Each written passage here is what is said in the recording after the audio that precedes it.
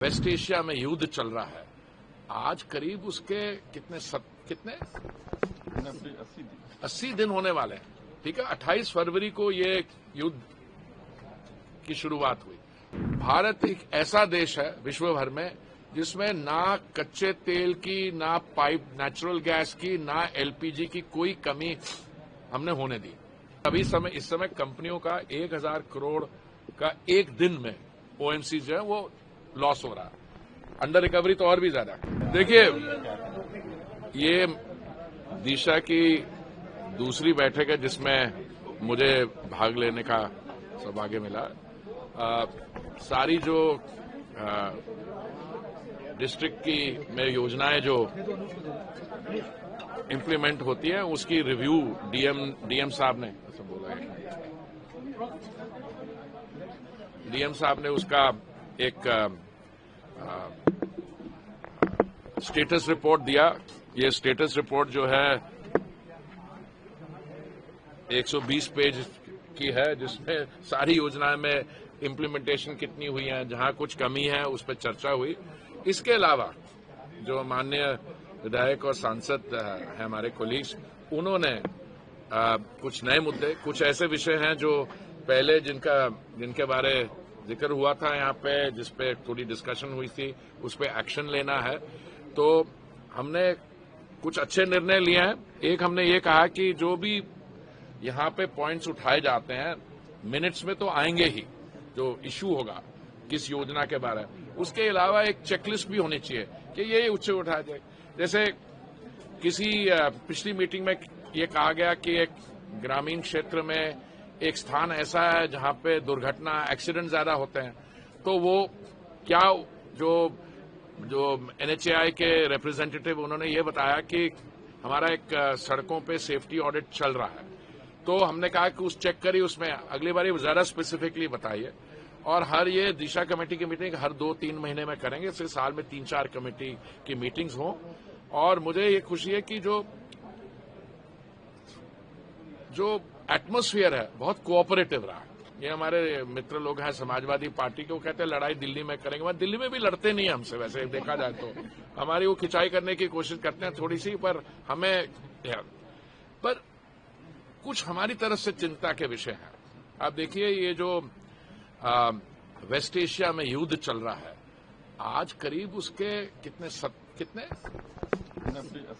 80 दिन होने वाले हैं। ठीक है, 28 फरवरी को ये युद्ध की शुरुआत हुई और पिछले 4 साल में हमने ये दूसरा मेजर युद्ध है। पहले रूस और यूक्रेन के बीच हुआ, वो 4 साल फरवरी 2022 में हुआ, और अभी पिछले 80 दिन में ये युद्ध चल रहा है।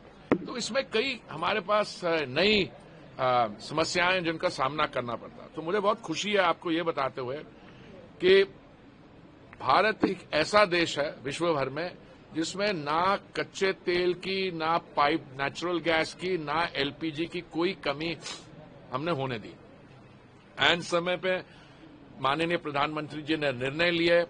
पिछले 4 वर्ष से हमने दाम बढ़ाए नहीं, कम भी किए हैं। और अभी आप लोग, मेरे भाई लोग बैठे हैं, वो एक तो गैस का प्राइस बढ़ाया था कुछ महीने पहले। तो मैंने कैलकुलेशन की कि अगर एक परिवार एक सिलेंडर को 3 महीने में इस्तेमाल करता है तो 60 रुपए बढ़ने से तो एक दिन में कितना, 2 रुपए, 1 रुपया उसका बढ़ाए। तो ठीक है, नहीं बढ़ाना चाहिए अगर हो सके, पर इस समय कंपनियों का 1000 करोड़ का एक दिन में ओएमसी जो है वो लॉस हो रहा है। अंडर रिकवरी तो और भी ज्यादा, पर स्पिरिट बहुत कोऑपरेटिव थी। एक हमने जो बहुत कोशिश की है, सीएमडी हमारे हैं गेल के, gas authority of India limited के, हम वाराणसी में, काशी में, हम ये चाह रहे हैं कि जो पाइप गैस कनेक्शन थे वो ज्यादा तेजी से, जो एलपीजी कनेक्शन थे उसको ज्यादा तेजी से पाइप गैस में कन्वर्ट किया जाए। तो मुझे बड़ी खुशी हुई है, 4 गुना ज्यादा हुआ, पर मैं समझता हूं वो अभी कम है। और हम चाहेंगे कि इस समय एक दिन में, वो कह रहे थे कि 800 इफेक्टिव कनेक्शन पाइप गैस के एक दिन में 800 दे रहे हैं, जिसमें वो कह रहे थे कि 400 जो एलपीजी के लाभार्थी थे वो कर रहे हैं। उससे सुविधा लाभार्थियों को भी होगी। एक तो पाइप गैस ज्यादा एफिशिएंट है, वो सस्ती भी है। दूसरा, हम चाहेंगे कि पहले तो कुछ काम अच्छा भी किया है इन्होंने, कोई 60-70 हजार ऐसे जब रसोई में जहां पे एक दिन में 60-70 हजार बच्चों को खाना जाता था एटसेट्रा, जहां पे एक महीने में 6,000 सिलेंडर लगता था, कमर्शियल सिलेंडर लगता था, उसको रिप्लेस कर दिया पाइप गैस। एक वो काम हुआ, पर अभी भी मैं समझता हूं कि इसको हमें आगे ले जाना है। ये 800 कनेक्शन की जगह हमें वाराणसी में ही इसको दुगना तिगना 3 गुना इसको ले जाना है, और हम चाहेंगे कि देश भर में हर रोज ये 50,000 भी हम देश में कन्वर्ट कर दें एलपीजी कनेक्शन। तो आप देखिए आने वाले समय में, अब लोग कहते हैं कि पहले क्यों नहीं आपने सोचा। अरे मेरे भाई, कभी ऐसी हमारे सामने समस्या आई नहीं, और आई भी और हमने कभी इससे हम इसमें कोई इस चैलेंज को हमने अपॉर्चुनिटी में कन्वर्ट किया।